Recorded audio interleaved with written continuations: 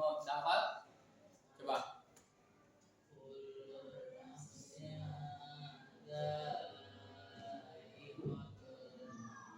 Artinya akan merasakan kematian. Yang kedua hadisnya, kalau hadis nggak perlu pakai tajwid ya, alaikum bisakinah gitu, kayak ngobrol aja. Artinya bersikap tenang. Oke. Bersikap tenang ini bukan hanya ketika kita jenguk orang sakit. Dalam kehidupan sehari-hari harus tenang. Nggak boleh tergesa-gesa, terburu-buru. Karena tergesa-gesa itu bagian dari setan ya. Setan tuh suka bikin kita was-was, terburu-buru, tergesa-gesa. Begitu juga kalian lagi jenguk orang atau sama orang tua, jangan ngomongnya nggak beraturan, terburu-buru, tergesa-gesa, nggak boleh. Lalu tuntunan dalam menghadapi kematian. Yang pertama yaitu tuntunan terhadap orang sakit.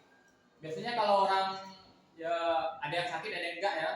Kalau orang mau meninggal itu, tapi ya kalau ada orang sakit, maka salah satu kewajiban kita sebagai seorang muslim yaitu menjenguknya.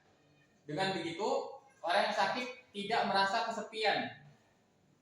Bahwa waktu di Jogja tuh di Gunung Kidul banyak orang bunuh diri, kakek-kakek, nenek-nenek bunuh diri karena dia sakit tapi nggak ada yang peduli, nggak ada yang jenguk, dia kesepian sehingga dia merasa sedih. Atau kasus yang paling banyak tuh kayak di Jepang gitu kan. Di Jepang itu banyak orang meninggalnya sendirian. Dia udah tua, tinggal di dalam rumah, anak cucunya kan sibuk kerja, nggak ngurusin. Maka dia meninggalnya ya di dalam rumah itu kesepian. Udah 5 hari bahkan sampai sebulan. Kadang udah tinggal kerangkanya doang. Atau dagingnya itu udah hancur busuk. Baru ketahuan bahwa ada orang meninggal. Udah rumahnya bau seminggu. Karena tetangganya juga nggak peduli. Karena orang kota tadi ya, orang kota kan cuek ya, nggak peduli. Kamu urusan kamu, saya urusan saya gitu. Mereka cuek. Udah bawa bangkai, lampunya nggak pernah dimatiin, siang malam nyala terus. Kalau kita kan alhamdulillah orang Indonesia, ya karena kita alhamdulillah kita Muslim, agama kita Islam, kita memang harus wajib perhatian dengan tetangga. Kalau rumah tetangganya tiba-tiba ada orang gak dikenal masuk pakai topeng gitu kan, paling itu suaminya lagi nyamar itu. Jangan, kalian harus lapor Pak RT. Pak RT tadi saya lihat ada orang baju hitam masuk ke dalam rumah lewat jendela gitu kan. Jangan kalian cuek atau kalian takut. Takutlah melapor nanti saya ada apa-apa. Kalau kalian takut, bilang ke orang tua, Pak, tadi saya lihat ada yang manjat lewat jendela masuk rumah tetangga. Harus perhatian. Pak, tetangga kita kok udah seminggu kok nggak pernah keluar ya? Lampunya nggak pernah dimatiin ya? Apalagi sakit, apalagi apa? Ayo Pak, kita ke sana yuk. Ayo Bu, kita ke tetangga kita. Takutnya ada apa-apa. Kakak datang, perhatian. Lalu orang yang sakit tadi agar dia tidak kesepian dan kita dapat menasehati atau membantu mengobati. Misalnya dia butuh ke dokter, kita antar ke dokter. Mungkin dia nggak ada uang atau nggak ada keluarga yang memperhatikannya, kita bisa menolong, entah ngasih dia obat, ngasih dia makanan. Mungkin dia nggak makan dari tadi pagi. Kenapa nggak makan? Saya sakit, saya nggak bisa pergi ke dapur. Oh ya udah, biar saya masakin. Kita masakin apa? Dia butuh sakit kan, butuh nutrisi, makanan. Atau kita bawakan makanan buat dia. Selain itu kita dianjurkan mendoakan agar lekas sembuh. Menurut sebagian ulama fikih, mengunjungi orang sakit hukumnya fardu kifayah dan merupakan perbuatan terpuji. Tentu orang ini akan mengenang kita. Waktu saya sakit tuh, alhamdulillah tuh ada Salwa, rajin dia tiap hari ke rumah saya, bawain makanan, minuman, jenguk saya, ngopres, dikompres pakai air hangat. Alhamdulillah saya bisa sembuh. Nanti kalau anak saya yang jadi polisi itu, nanti saya nikahin sama dia. Tapi niat harus ikhlas ya, jangan karena itu anaknya polisi, anaknya tentara, kita jenguk, ayo. Kalau itu orang miskin, gak usah kita jenguk. Ngapain juga kita bantu? dia nggak bisa ngasih apa-apa buat kita. Naudzubillah min dzalik. Kita nolong orang itu harus niat ikhlas, nggak boleh ada niat lainnya. Wah ini yang sakit ini ganteng, oh yang sakit ini cantik nih, jangan. Naudzubillah. Dan ini fardu kifayah. Ada orang sakit dalam satu KSB ini harus ada yang jenguk satu orang. Kalau nggak ada yang jenguk, semuanya kena dosa. Apalagi sampai orang ini meninggal tadi di dalam rumahnya, nggak ada yang peduli. Maka ini nggak boleh. Perhatian dalam tetangga tuh penting ya. Apalagi satu gang kalian masa nggak tahu ada tetangganya sakit, atau bahkan nggak kenal tetangga yang ujung sini sama yang belakang. Kadang kita tanya, Pak, yang rumah yang sana tuh siapa ya? Nggak tahu saya, Pak. Bapak udah lama sih, udah lama. Orang itu juga udah lama. Lah aku nggak kenal, Pak. Saya kerja masuk shift siang, dia shift malam, nggak pernah ketemu. Nggak ada alasan ya. Tentu aja masa tetangga nggak kenal. Bapak pernah tuh ketemu orang kayak gitu. Bapak tanya rumah orang sebelahnya, Pak, ini rumah Pak siapa ya? Saya mau ada perlu ini, Pak. Saya nggak kenal, Mas. Bapak orang sini, iya. Rumah Bapak mana? Ini sebelahnya. Bapak nggak kenal tetangga sebelah, nggak kenal katanya. Kenapa ada? Orangnya, Mas, jarang keluar, jarang nongol katanya, jarang berbaur dengan masyarakat katanya.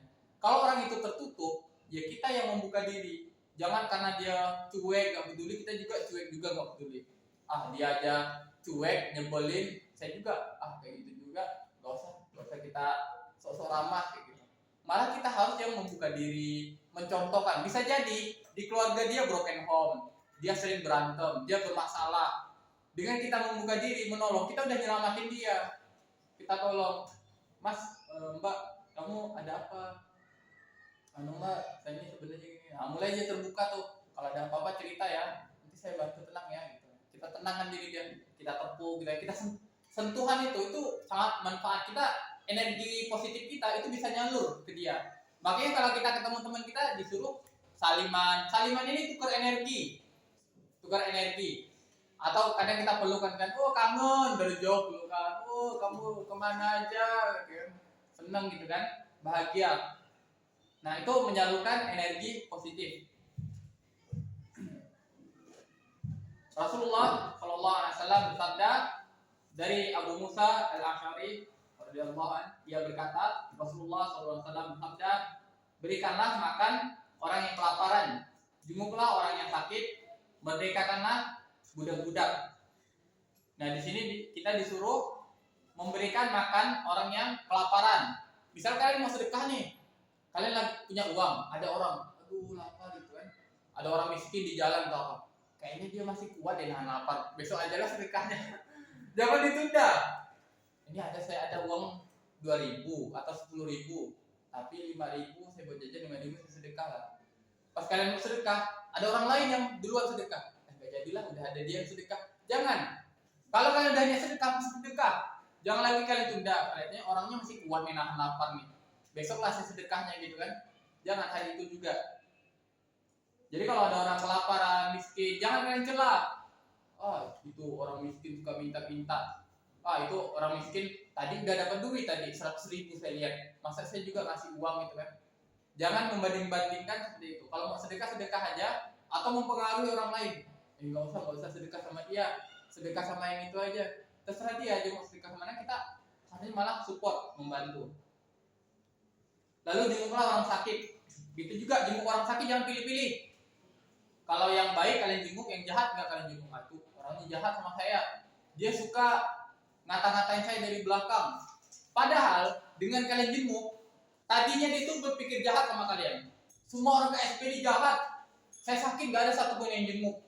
Tiba-tiba kalian nih yang dia benci, dia hitam. Lah, orang ini kan suka saya hina, saya sakitin, saya omelin, saya kata-katain. Kok tiba-tiba dia jenguk saya? Satu orang ke SPD gak ada yang jenguk saya. Karena orang KSB mungkin tahu saya memang jahat, dia mungkin tahu memang dia jahat, tapi tiba-tiba ada kalian datang gitu kan, Bu, Pak, saya nih datang, Ibu lagi sakit, iya, saya gak usah sok baik deh gitu kan. Walaupun dia nyindir kita kayak gitu, tetap kita, ya Bu, saya cuma karena Allah gitu kan, bukan karena saya apa-apa. Saya sebagai Muslim, saya wajib menjenguk orang muslim yang lainnya yang sakit gitu. Walaupun mungkin agamanya selain Islam, tetap kalian harus jenguk. Artinya apa? Rasulullah kalau ada bahkan jangankan sakit, ada orang kafir mau meninggal itu Rasulullah jenguk. Rasulullah tawarkan Islam. Kata Rasul, mau masuk Islam nggak? Baik. Orang kafir tuh Rasulullah jenguk juga. Dari dia sakit sampai meninggal, Rasulullah tuh paling pertama jenguk. Orang kafir lainnya itu kalah, bahkan keluarganya aja. Ya Rasulullah, engkau jauh-jauh datang ke rumah saya ini. Tetangga saya aja nggak ada yang jenguk. Jangankan tetangga, keluarga saya aja nggak peduli. Kok engkau mau ya Rasulullah? Agama kami memerintahkan. Apa agamamu ya Rasulullah? Agamaku Islam. Bolehkah saya masuk agama? Ayo. Syahadat, syahadu la ilaha illallah, syahadu masih Islam. Baru meninggal. Kira-kira seneng nggak dianya? Seneng banget. Dia tahu alhamdulillah dia dapat kebenaran. Sebelum meninggal pun dia dapat kebaikan yang luar biasa. Dan Rasulullah bahagianya luar biasa karena berhasil menyelamatkan satu orang. Nah, begitu juga kalian jenguk itu jangan pilih-pilih. Mau itu jahat, mau dia pembunuh, preman, mau dia jahat sama kalian atau tadi orang kafir, orang Kristen, orang apa, kalian harus jenguk. Jangan pilih-pilih kasih. Atau rumahnya jelek, mau masuk gak sulit nih, rumahnya bau, ya pakai masker. Atau kalian bersihin dulu rumahnya, atau banyak cara. Gak mesti banyak, jangan banyak alasan tapi banyak solusi. Dan merdekakanlah budak-budak.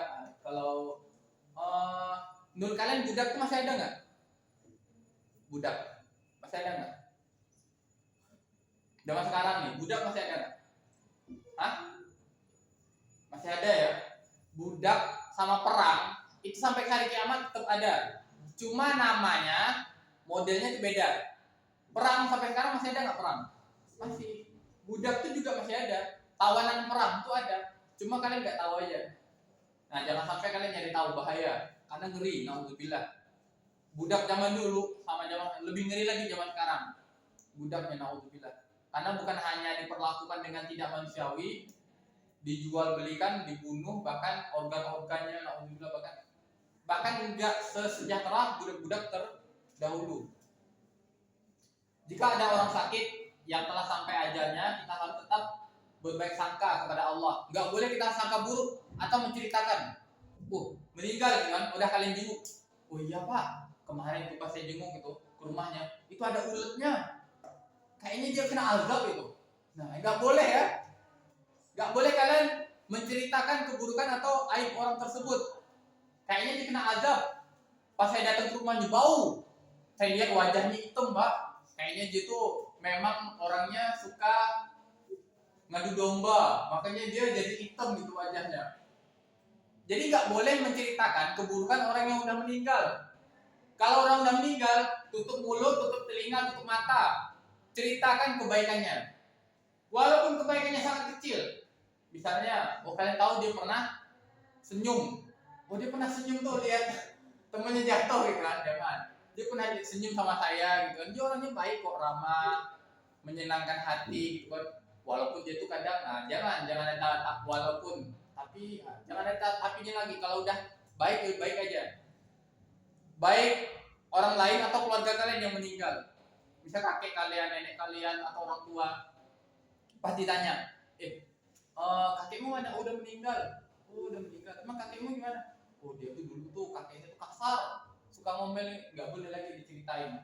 Kalau orang udah meninggal, kita ceritakan baik-baik. Karena kalau kita ceritakan buruk, dia dapat azab dalam neraka, dapat dosa, transfer dosa. Dan kita juga dapat dosa karena udah buka aib.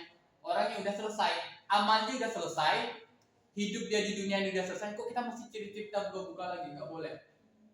Bisa artis-artis, siapa Michael Jordan, Michael Jackson. Jangan lagi, ngapain kalian ngurus artis gitu kan? Debat-debat soal agama, ya orang-orang meninggal jangan lagi. Yang meninggal udah putus segala amal perbuatannya, udah dipertanggungjawabkan sama Allah. Atau kalian naudzubillah senang, dia udah meninggal nih, dia dapat azab, saya ceritakan keburukannya. Kalian posting status kan, itu si Nita itu sama si Tony gitu kan. Sebenarnya dia itu nggak boleh, biar dia diazab ini dia kubur. Padahal dosa kalian lebih besar lagi. Naudzubillah min dzalik. Jangan lagi ya nyari-nyari aib-aib orang yang udah meninggal. Kalau ada kalian bisa tolong, ada tetangga nyeritain, ih kalian pas mandi jenazah tadi, saya tuh lihat tubuhnya tuh merah-merah baunya. Bu, mohon maaf, gini kan. Kalau dalam Islam tuh nggak boleh menceritakan kondisi mayat ketika dia meninggal. Makanya orang-orang memandikan jenazah itu nggak boleh dia menceritakan kondisi orang yang dimandikan. Biasanya kan tuh ibu-ibu suka gosip tuh, nenek, tadi tuh pas saya mandiin katanya, ih ya Allah, amit-amit deh katanya gitu kan. Nggak boleh ya.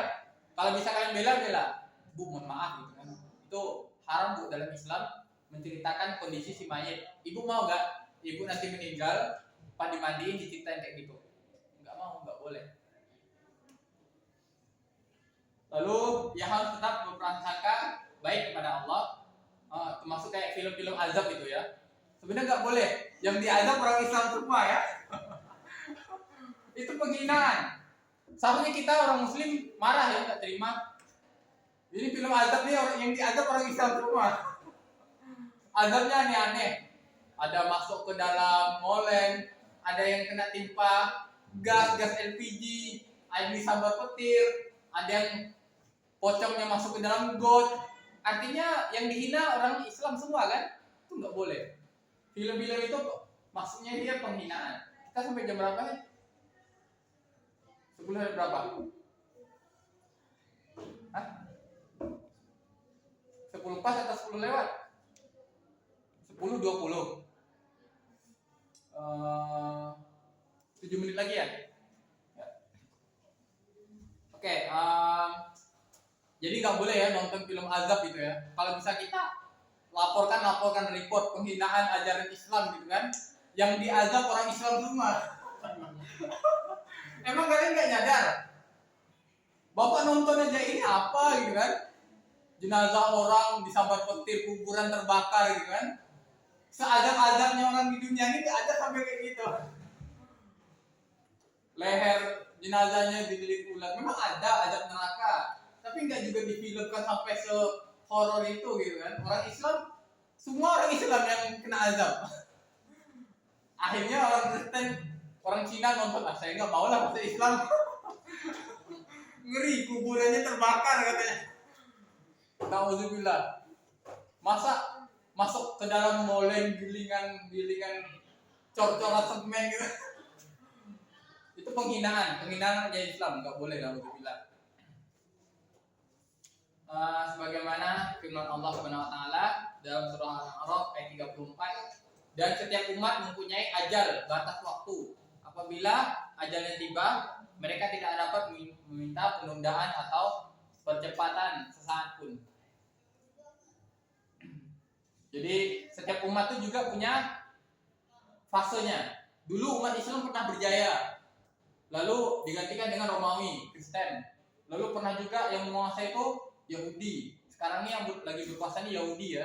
Yahudi itu lagi menguasai dunia. Salah satunya yang menguasai dunia apa? Semua produk-produk nih yang kita pakai, hampir rata-rata semua produknya produk Yahudi. Juga uang, semua uang kertas yang digunakan seluruh dunia itu punya Yahudi. Makanya kita nggak bisa boikot. Boikot itu mengurangi doang, tapi berdampak yang bagus ya boikot itu. Tapi sebenarnya kalau mau boikot yang lebih besar tuh ya uang kertas itu kan punya Yahudi. Semua uang cetak di dunia nih, kalau kita mau ya kembali ke zaman Nabi menggunakan dinar dan dirham. Apa dinar dan dirham? Emas dan perak. Kalian bawa uang nih, uang kertas. Kalian bawa ke Cina atau ke Amerika, laku nggak? Nggak, harus tukar dulu uang dolar atau Cina, pakai yuan Cina. Tapi kalau emas, kalian bawa ke Amerika, laku nggak? Kalian bawa ke Cina, laku nggak emas? Laku, nggak perlu ditukar, langsung laris itu. Bahkan harganya tetap stabil, tetap mahal. Video yang baru-baru viral tuh, nenek-nenek, dia beli emas tahun 2000 berapa gitu, tahun 2000-an. Dia jual dia beli 6 juta lebih gitu. Dijual sekarang tahun 2024 dijualnya emas tadi itu cuma gelang. Dia beli zaman tahun 2000 6 juta. Tahu nggak zaman sekarang berapa emasnya? 52 juta. Dari 6 juta tahun 2000-an, 2000 berapa gitu. Dijual 2024 ini jadinya 52 juta.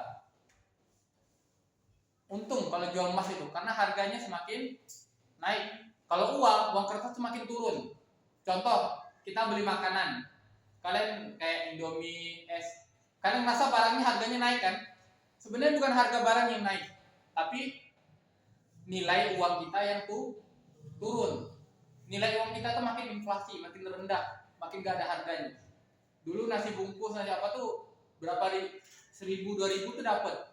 Sekarang harus 5.000, sekarang harus 10.000, makin mahal. Jadi mata uang kita tuh makin turun. Yang lagi viral juga yang di Google itu $1 sama dengan 8.000. Padahal itu bukan, Google lagi error. Setelah Google kok bisa error, sebenarnya aneh ya. Padahal uang kita sekarang tuh $1